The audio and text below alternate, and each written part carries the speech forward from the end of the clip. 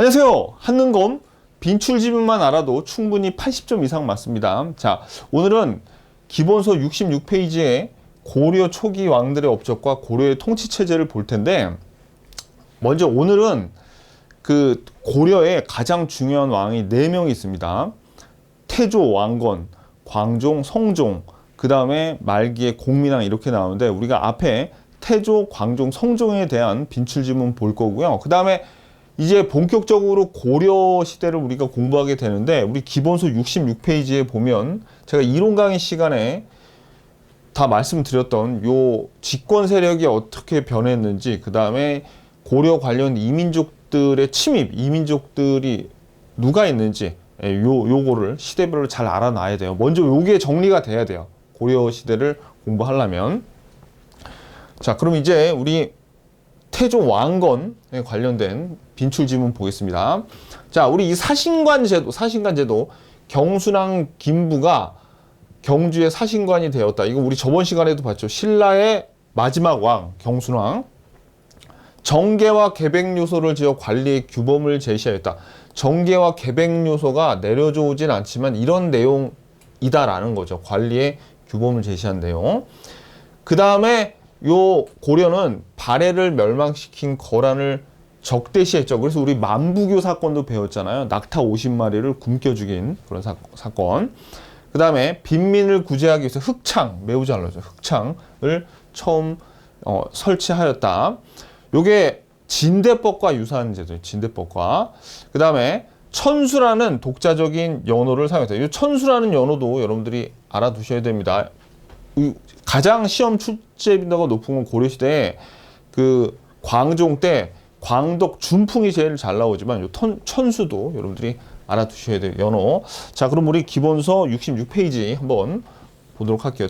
태조 왕건의 업적. 자, 먼저 연호를 천수라고 한 거 아셔야 돼요. 그 다음에 별표 흑창 너무너무 잘 나와요. 그래서 요게 춘대 추납 기구죠. 요 뭡니까? 요거 봄에 빌려주고 가을에 받는 거예요. 빈민구제책. 자, 그리고 이제 뭐 조세를 낮추기도 했습니다. 10분의 1로. 건국 초기니까 민심을 얻어야 되겠죠. 그죠? 자, 그런 내용. 자, 그 다음에 호족 정책은 중요하고 별표. 사신관 제도. 아까 우리 여기 신라경상 김부는 최초의 사신관이라고 했죠. 요거 사신관 제도하고, 그 다음에 기인 제도도 알아놓으셔야 돼요. 그 다음에 이제 요거는 참고지만 결혼 정책과 그 다음에 왕시성을 하사하고 이렇게 결혼 정책을 펼쳐가지고 왕건 당시는 이 강력한 호족 세력을 잘 아울렀는데, 이제 왕건이 죽고 나서는 부인이 29명이니까 이게 다 싹 뭐가 되는 거예요. 그렇죠. 이 관련 사람들이 다 외척이 되는 거예요. 그래가지고 외척들이 힘이 굉장히 세집니다. 그런 내용들 참고로 알아두시고, 그 다음에 뭐 요건 나중에 역분절은 볼 거고, 그 다음에 요거 별표죠. 요거 정계 계백 요소하고, 그 다음에 요 훈요 10조 요것도 잘 나옵니다. 요거 오케이. 그 다음에 기본서 67페이지 고구려를 계승한 고려는 북진전책으로 서경을 중시하고요. 그 다음에 요거 만부교 사건 알아둬야 돼요. 거란과 적대 관계를 유지했는데, 요 만부교 사건이 거란이 고려랑 좀 친하게 보내려고 낙타 50마리 보내는데 이걸 다 싹 굶겨 죽였습니다. 적대시한 사건. 요 사료로 잘 나와요. 요거는.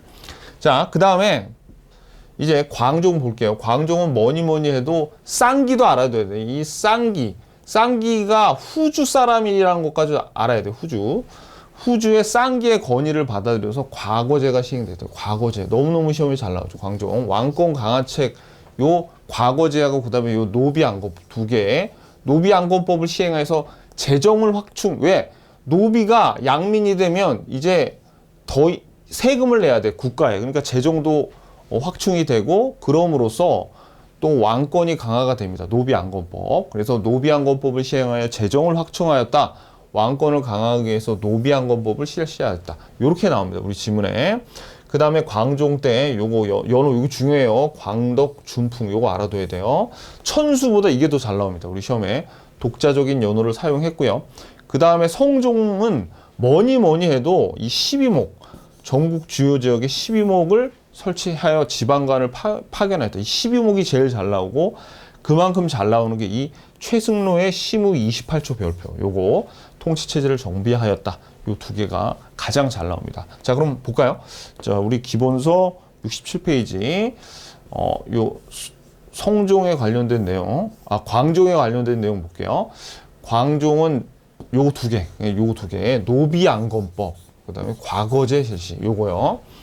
자, 그래서 요 노비안건법, 강제로 억울하게 노비가 된 자를 검사한다는 거예요. 검사해가지고 억울하게 노비가 된 자를 이제 양인으로 만드는 거죠. 그래서 요 호족 세력의 경제적, 군사적 기반을 약화를 시킵니다.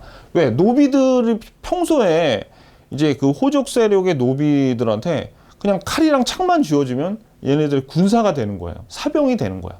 그죠? 그러니까 이제 군사적으로 약화시켰고, 그 다음에 세금도 이제 양인이 돼서 국가로 내게 했으니까 경제적 기반도 약화시킨 게 되는 거죠. 자, 그 다음에 과거제 실시. 요거는 그냥 여러분들이 요거예요. 후주 출신의 쌍기의 건의 별표. 쌍기 알아도 돼요. 쌍기. 이름도 멋있잖아요. 쌍기. 뭔가 강해 보여. 건의로 과거제를 시행하여 관료를 채용하였다. 요거. 오케이. 그리고 이제 빈출 지문이나 사료에 쌍기는 감독관인 지공거가 되어 인재를 선발했다. 요런 지문으로도 사료에 많이 나와요. 자, 그 다음에 연호, 광덕, 준풍. 요거 알아두셔야 되고. 오케이. 자, 그 다음에 요 나머지는 그냥 한번 보세요. 요거. 그 다음에 성종은 별표. 이거 최승로의 시무 28조를 채택했다는 거. 이거 너무너무 중요합니다. 이거 성종 출제 빈도가 12목하고, 자, 그 다음에 88페이지 보세요. 88페이지. 그 다음에 통치체제 확립에서 뭐니 해도 12목 별표. 너무 지방조직. 그 전에는, 성종 이전에는 왕권이 약화되고 정신이 없어가지고 혼란스러워가지고 지방까지 그 나라에 영향력이 미치지 않았어요. 근데 이제 12목을 설치하면서 이제 본격적으로 지방까지 아우를 수 있는 이 국가의 면모를 갖추게 된 거죠. 국자감도 여러분들 요거 알아두시고, 요것도 성종 때 요게 설치가 됐구나. 요거까지. 그 다음에 요 흑창이 아까 왕건이 설치한 의창을 확대해서 그러니까 흑창을 의창으로 확대한 내용들. 이거 나중에 뒤에 다 볼 겁니다. 요거. 건원중보도 아주 중요해요. 건원중보. 나중에 다 뒤에서 볼 거. 강동육주하고 뒤에서 요건 살펴볼 거예요. 자, 그래서 우리가 요 광종, 성종까지 봤고요. 그 다음에 이제 요 통치체제. 자, 고려의 정치 조직은 시험에 잘 나오는 게 요 중서문화성, 중추원. 얘네 둘은 왜 시험에 잘 나오냐면 중서문화성의 재신과 중추원의 추밀, 재신과 추밀이 만나서 재추회를 하는데 여기서 이 도병마사 때문에 시험이 잘 나와요. 도병마사가 중요해. 이 도병마사는 왜 중요하냐? 원간섭기의 도평의사사가 됩니다. 도평의사사가 되죠. 그러니까 이것 때문에 이 도평의사사가 되기 때문에 이게 중요한 거예요. 그 다음에 여기 중서문화성의 낭사와 요 어사대의 관원이 서로 만나서 요 대간이에요. 대간을 이루는데 이 대간에서 하는 일이 서경, 간쟁, 봉박 뭐 그런 게 있었죠.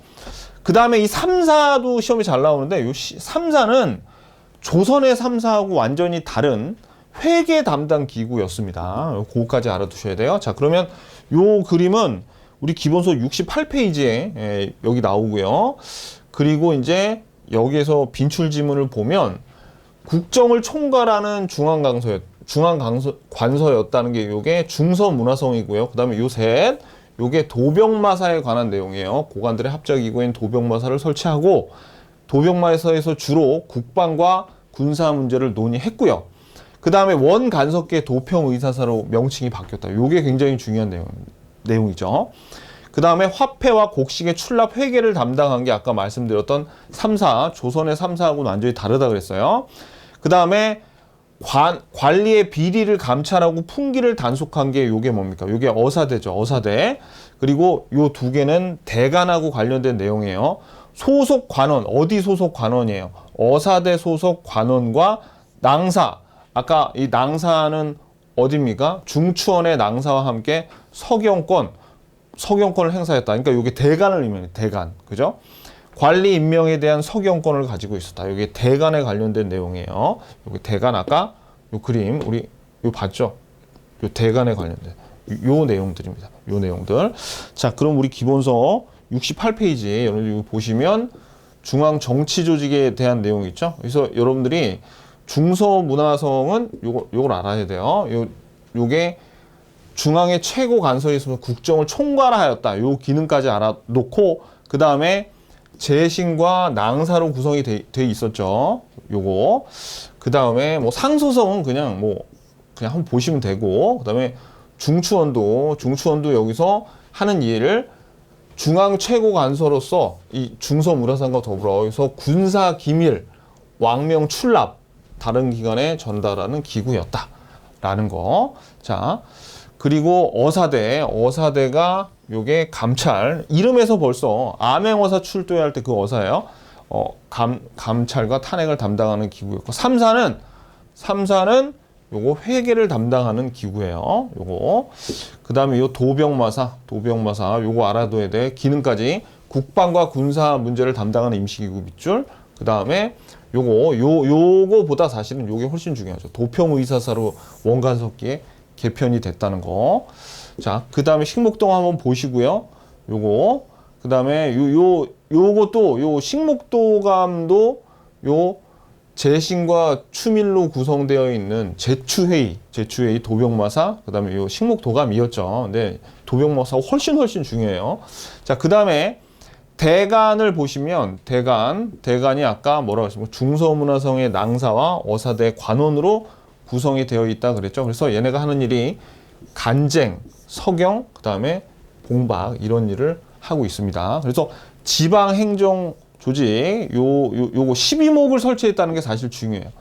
그러면서 이제 요게 나중에 5도 양계로 개편이 된다는 내용하고, 나머지는 여러분들이 뒤에 나오는 내용을 한번 읽어보세요. 69페이지에서 그러니까 70페이지와 그 다음에 71페이지는 출제 빈도가 좀 떨어지니까 여기까지 여러분들이 좀 보시면 되겠습니다. 그래서 그 고려 중요 왕 중에 4명 있잖아요. 4명. 그래서 오늘은 태조 왕건, 광종, 그 다음에 성종, 요 3왕의 업적. 이 뒤에 더 나옵니다. 더 나오는데 일단 간략하게 배웠고, 그 다음에 이제 중앙 행정 조직, 중앙 정치 조직에 대해서 봤습니다. 수고하셨습니다. 안녕히 계십시오.